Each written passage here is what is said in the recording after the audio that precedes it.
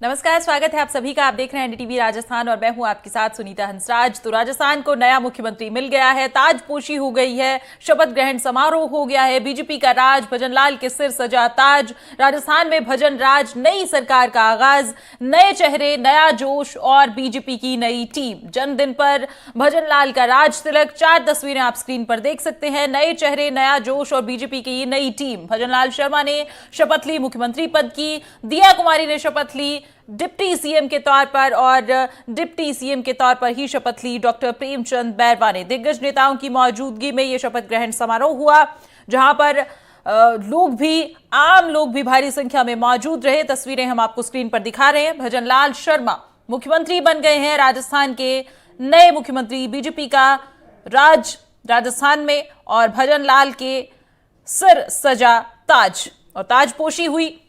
दिया कुमारी ने ली deputy CM के तौर पर शपथ। इसके अलावा प्रेमचंद बैरवा ने ली उप मुख्यमंत्री के तौर पर शपथ और दिग्गज नेताओं की मौजूदगी में हुआ ये शपथ ग्रहण समारोह। तस्वीरें हम आपको स्क्रीन पर लगातार दिखा रहे हैं। राजस्थान के नए मुख्यमंत्री बन गए हैं भजनलाल शर्मा। बीजेपी का राज, भजनलाल के सिर सजा ताज। राजस्थान में अब भजन राज। 56 वर्षीय भजनलाल शर्मा जो कि राजस्थान के नए मुख्यमंत्री बने हैं, उनका जन्मदिन भी है। तो अपने जन्मदिन पर उन्होंने राजस्थान के नए मुख्यमंत्री के तौर पर शपथ ली है। उनके लिए, उनके परिवार के लिए, तमाम समर्थकों के लिए ये यादगार दिन।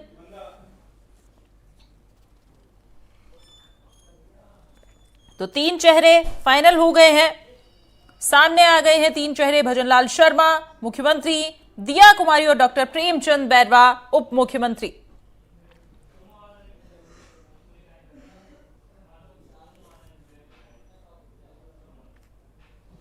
और जो शपथ ग्रहण समारोह है, इसकी लगातार हमें अपडेट्स हमारे संवाददाता सोमू आनंद दे रहे थे हर वक्त, और इस वक्त वो हमारे साथ भी जुड़ गए हैं। सोमू का रुख करना चाहेंगे। सोमू आनंद, आपसे जानना चाहूंगी, 3 नाम तो फाइनल हो गए हैं, बाकी कैबिनेट में कौन होगा, किसके क्या चांसेस हैं, इस पर बताएं हमें।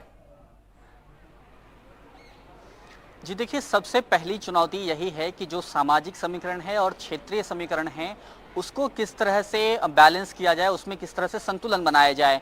क्योंकि अभी देखिए आपकी जो 3 लोग जिनका अभी शपथ ग्रहण हुआ है, फिर तीनों ही जयपुर से आते हैं। ऐसे में ये बहुत चुनौतीपूर्ण है कि जो अलग अलग हिस्सा है राजस्थान का, उसको प्रतिनिधित्व मिले, अलग अलग जिलों को मिले, ये सबसे बड़ी चुनौती है। इसके साथ ही साथ यह भी चुनौती है कि जो 3 बड़े समुदाय हैं जो भारतीय जनता पार्टी जिनको साधना चाहती है, खासतौर पे जाट, गुर्जर और मीणा समुदाय, उनका भी प्रतिनिधित्व अभी तक नहीं हो पाया है। तो मंत्रिमंडल में जाहिर तौर पे कोशिश यह रहेगी कि क्षेत्रीय संतुलन बनाया जाए, जो सामाजिक समीकरण है उसको साधा जाए, इसको लेकर के तैयारियां की जाएंगी। और जैसे देखिए कि कल किरोड़ीलाल मीणा को अंत में ट्वीट करना पड़ा, उनके समर्थक पहले ही दिन जब भजनलाल शर्मा का नाम घोषित हुआ उसके बाद ही इतने नाराज हो गए थे कि उन्होंने नारेबाजियां की। हालांकि उन समर्थकों को ये उम्मीद तो थी कि मुख्यमंत्री नहीं तो डिप्टी सीएम तो बाबा बन जाएंगे, किरोड़ीलाल मीणा बन जाएंगे, लेकिन ऐसा हुआ नहीं। और उसके बाद उन्होंने उसी वक्त विरोध अपना जाहिर किया और उसके बाद सोशल मीडिया पर भी लगातार एक कैंपेन जैसा चला।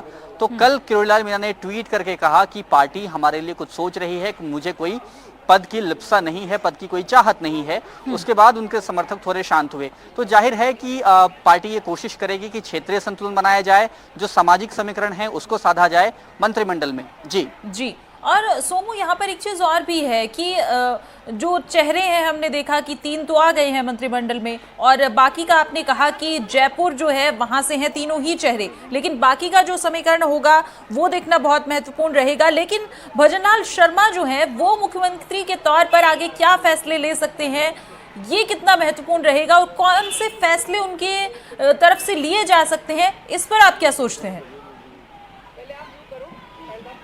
जी देखिए, बहुत महत्वपूर्ण है, खास तौर पे युवाओं को लेकर के, और उसके अलावे भी कई सारे जो फैक्टर्स हैं जो चुनाव में भारतीय जनता पार्टी जिन मुद्दों के साथ गई थी, महिला सुरक्षा, भ्रष्टाचार और पेपर लीक का मुद्दा, तो इससे जुड़ी हुई जो बातें हैं उस पर महत्वपूर्ण रूप से ध्यान रहेगा कि क्या फैसले सरकार लेती है। उसके साथ ही साथ एक महत्वपूर्ण चीज़ है कि जिसको पूर्ववर्ती जो सरकार है वो लगातार बात कर रही थी जो जन कल्याणकारी योजनाएं हैं उन योजनाओं को किस तरह से आगे बढ़ाती है या फिर कौन सी और भी नई योजनाएं उसके बरक्स खड़ी करती हैं, यह भी देखने वाली बात होगी। तो महत्वपूर्ण चीजें ये है कि जो मुद्दे थे चुनाव में, उन मुद्दों पर सरकार किस तरह से काम करती है और उसके साथ साथ जो योजनाएं पहले से चल रही थी उनको किस तरह से आगे बढ़ाती है या फिर कौन सी नई योजनाएं ऐसे लेकर आती है, इस पर सबकी निगाहें टिकी हुई हैं। जी, और मुख्यमंत्री के तौर पर अगर हम देखें तो सोमू यहाँ पर ब्राह्मण चेहरा है और उप मुख्यमंत्री देखिए दिया कुमारी राजघराने से हैं, दूसरी तरफ डॉक्टर प्रेमचंद बैरवा है, दलित समाज से आते हैं। तो क्या समीकरण रहा होगा, क्या सोशल इंजीनियरिंग रही है पार्टी की तरफ से कि ये चेहरे तीन मेन बनकर सामने उभरे हैं और अब 2024 के लोकसभा चुनाव को लेकर क्या रोड मैप तैयार किया जा रहा है, इस पर भी बताएं।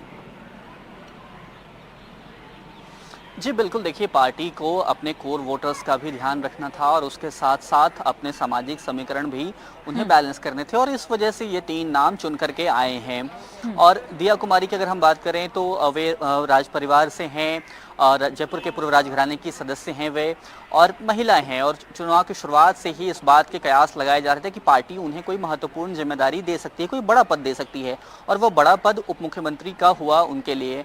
क्योंकि देखिए दिया कुमारी के साथ एक और एडवांटेज है कि एक बात कही जा रही थी कि भारतीय जनता पार्टी में वसुंधरा राजे के बाद कोई ऐसा प्रदेश में उतना बड़ा चेहरा नहीं है जिसकी अपील प्रदेश के अलग अलग हिस्सों में हो। दिया कुमारी पहली बार सवाई माधोपुर से विधानसभा चुनाव लड़ती हैं, जीत कर आती हैं।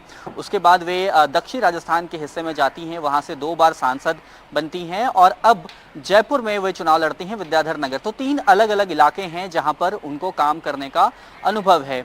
तो जाहिर है कि यह फैक्टर उनके पक्ष में गया और इस वजह से उन्हें उप मुख्यमंत्री का पद दिया गया। भारतीय जनता पार्टी लगातार पूर्ववर्ती सरकार पर दलित उत्पीड़न से संबंधित आरोप लगाते रही और जो आंकड़े आते थे उसके सहारे सरकार को घेरने की कोशिश करती थी। तो इसलिए भी पार्टी ने प्रेमचंद बैरवा को उप मुख्यमंत्री का पद दिया और उन्हें इतनी महत्वपूर्ण जिम्मेदारी दी ताकि वह संदेश भी पार्टी दे सके।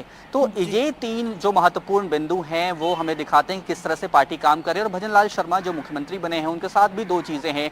एक तो कार्यकर्ताओं को सबसे पहले ये संदेश दिया है पार्टी ने, क्योंकि ये आशंका जताई जा रही थी, लोग कयासबाजियां कर रहे थे कि अगर किसी छत्रप को नहीं बनाया जाता मुख्यमंत्री तो क्या पार्टी में कोई बगावत हो सकती है, क्या पार्टी को कोई नुकसान हो सकता है, क्या कुछ लोग छिटक सकते हैं, कार्यकर्ता छिटक सकते हैं। तो भजनलाल शर्मा को मुख्यमंत्री बनाने के साथ पार्टी ने स्पष्ट रूप से एक संदेश दिया है कि जो भी कार्यकर्ता पार्टी के लिए काम करेगा, पार्टी से जुड़ा रहेगा, उसके लिए पार्टी जरूर सोचती है, भले ही पहली बार किसी को विधानसभा का टिकट दिया हो, उसे भी प्रदेश की सर्वोच्च पद तक पहुंचाया जा सकता है। तो इसलिए किसी छत्रप के साथ जुड़ने की बजाय वो पार्टी के साथ जुड़े कार्यकर्ता, ये महत्वपूर्ण संदेश है और कार्यकर्ता इससे एकजुट हुए हैं। हमने साफ तौर पर देखा कि कार्यकर्ताओं में किस तरह का उत्साह था। तो ये एक महत्वपूर्ण फैक्टर है। उसके साथ साथ वे पूर्वी राजस्थान के उस इलाके से आते हैं जहां पिछले 2 चुनाव में भारतीय जनता पार्टी का प्रदर्शन जो है वो अपेक्षाकृत अच्छा नहीं रहा है। इस चुनाव में भले ही स्थिति अच्छी हुई है और पार्टी उसे और अच्छा करना चाहती है 2024 के चुनाव को ध्यान में रखते हुए। जी।